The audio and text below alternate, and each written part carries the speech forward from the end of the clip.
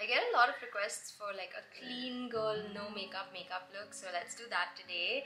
And before we begin, I'd like to thank today's sponsors, Aqualogica, for sending over 2 of their new strobe creams. There is a pink glow and a golden glow, so depending on your undertone or what kind of makeup look you're going for, you can pick either. They retail for $5.99 each, so if you're looking for an affordable strobe cream, that's gonna be great as a daily moisturizer, or you can even mix it in with your foundation or BB cream to give you that dewy finish. These are perfect for you. I'm going to show you the textures of both, and then we'll pick one and finish this makeup look.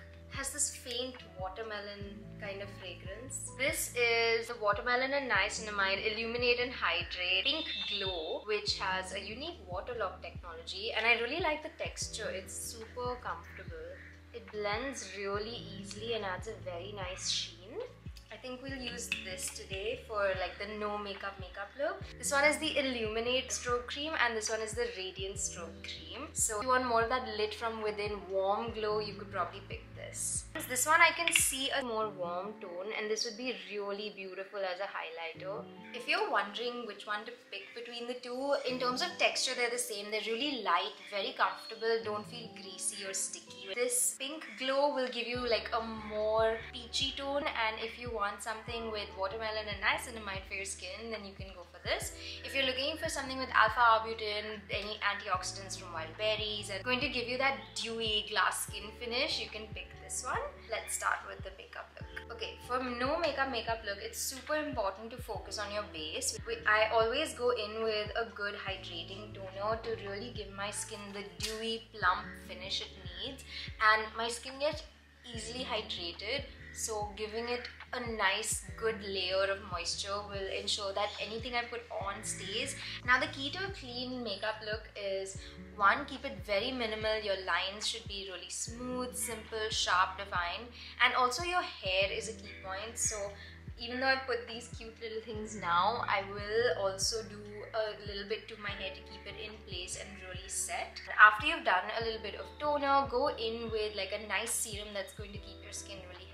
This is the niacinamide. I really like it for the way it helps control my acne and oiliness through the day. I think having this in a routine really adds plumpness to my skin. Niacinamide is really good for evening out your skin tone, and if you're going for a no makeup look, you're going to want to focus more on your skincare and not heavily on foundation or any base makeup, because you're trying to keep your layers thin.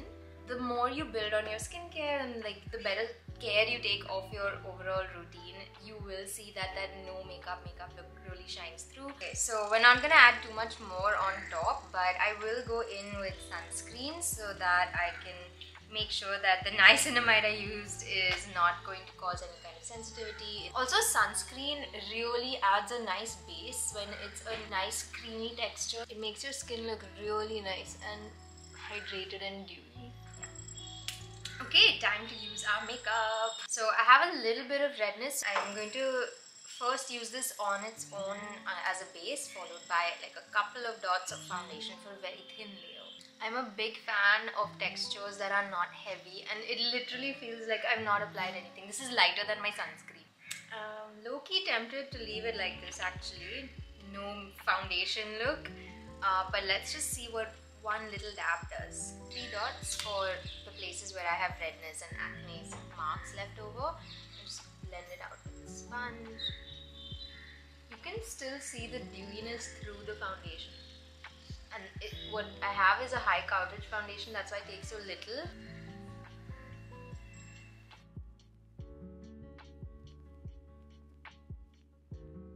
A tiny dot of a very sheer lip tint as blush, so that it doesn't really look like I've layered on blush super heavy, and also gonna use it on my lips. The reason I picked this is it's so sheer.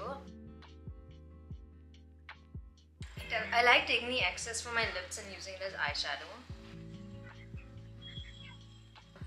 Another key element of clean girl makeup is leaving your eye area kind of simple, and I'm just gonna go in with mascara and no eyeliner to really open up the eyes.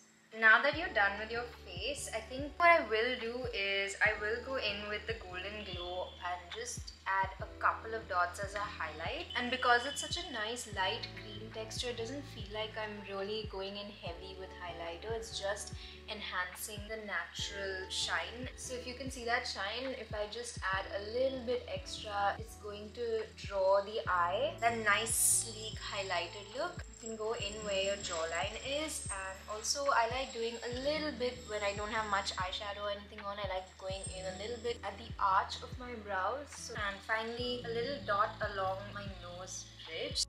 My favorite kind of makeup, and honestly really enjoy using this on a regular basis and even for work, because you feel like you've done a little bit but it's not super loud or super over the top. The last thing we need to think about for clean girl makeup is actually the hair. Nice, neat, well-kept hair is going to give you that really put together look. I like going in with Slick Up, which is a hair wand. I just lightly brush it over the top, and it really takes care of any flyaways and baby hair that's sticking out. Do you see this little bit of baby hair? You can even get rid of that. So you get really beautiful clean lines along your hairline. Obviously if you have long hair you can dye it, but I hope you enjoyed this video because that's the whole look, and I'll see you in the next one.